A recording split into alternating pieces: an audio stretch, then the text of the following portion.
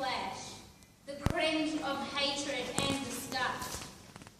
It's something that you've grown accustomed to. Composing himself. He tells you that you're not welcome with that thing on your face. Now apparently this is his fear of masks playing up. You shamefully exit, with the eyes of every passenger riveted on you. You're trying to stay strong, but the pangs of embarrassment and rejection are overwhelming. For you, this has become a ritual almost, being rejected by society. You try fighting back with tears, but this time, you cannot. A 2001 census claimed that 10% of the New Zealand population is comprised of ethnicities other than Māori and Pacifica. In theory, shouldn't this mean that New Zealanders are exposed to an array of races? That New Zealand is one of the most racially tolerant nations in the world? If so, then why are cruel racial incidents like the one I just mentioned continuing to occur? Now, I've been in New Zealand since 2001, and I remember for so long I was scared to tell people I was Palestinian. And not because I was ashamed, because for so long I was scared of being thrown into the trap of demoralizing Arab stereotypes. Scared of being tossed into the basket of the rejected, the unwanted. And the truth is, I shouldn't have to be scared. Racial discrimination is embedded in New Zealand society. We see it, sometimes even try to ignore it.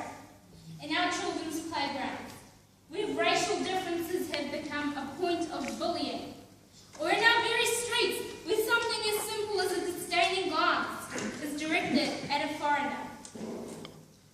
Because you see, racial discrimination is a seed. If planted in the heart of one who continues to water it with ignorance, it will flourish into something spiteful. So how do you heal the heart of the Indian man continuously referred to as a local dairy owner? The burqa-clad woman denoted as a black tent. Because if I was to cut the arm of that Indian man, or the burqa-clad woman, would the blood that dripped be of different colour to any other human being? Now, coming from a strong academic background, I'm so blessed to have been exposed to an array of races, believing that that is what has made me the person I am today. So yes, I believe in the old cliche. Knowledge is key. People have always been afraid of what they are yet to know, the unknown place that lurks in the corner of their mind, where these preconceived ideas flourish. So if we can shed light on that corner, then slowly we can create an environment that is inclusive to all races in New Zealand. Let us sail down the river of knowledge, and with it will come the winds of acceptance. Let us break down those walls of ignorance, so that the bricks of racism and hatred will collapse for that too. If you desire with all your heart friendship with every race on earth, your thought will spread. It will become the desire of others, growing stronger and stronger until it reaches the minds of all. So I ask you, teach the younger generation to be racially accepting.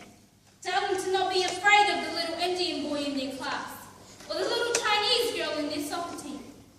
Tell them that we are all the same, all God's children.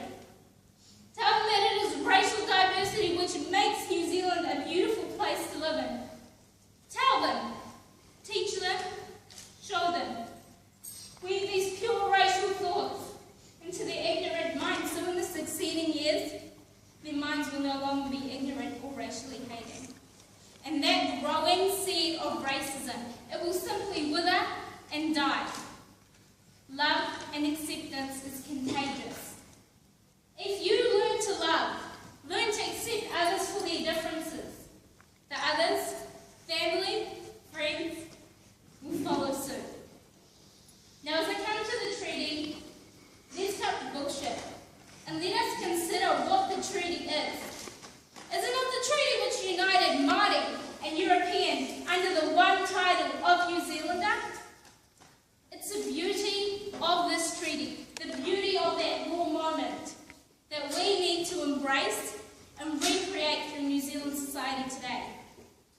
ability to call ourselves and others Māori, European, Asian, Australian, New Zealanders.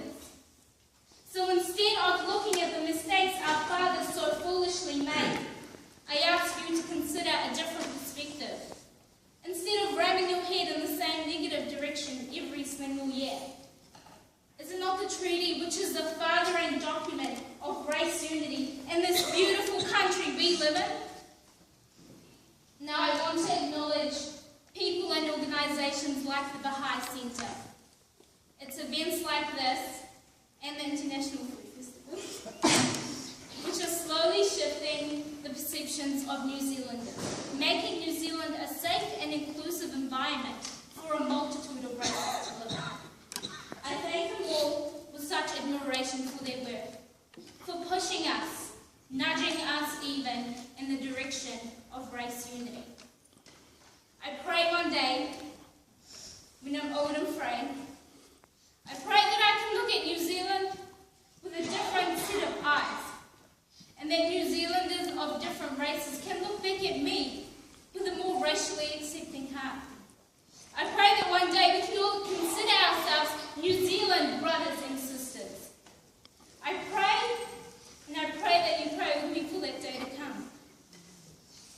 In my native tongue, there is a saying, تأخذ بيد أختك وأخواتك الطيبين لأننا نحن نتشابه مهما يكن ديننا أو أخلاقنا في عروقنا يسرى الدم الواحد الذي يتشابهنا كإنسان يعني أنا مثلك وأنت مثلي وإذا كنت تعتقد غير ذلك فأنت مخطئ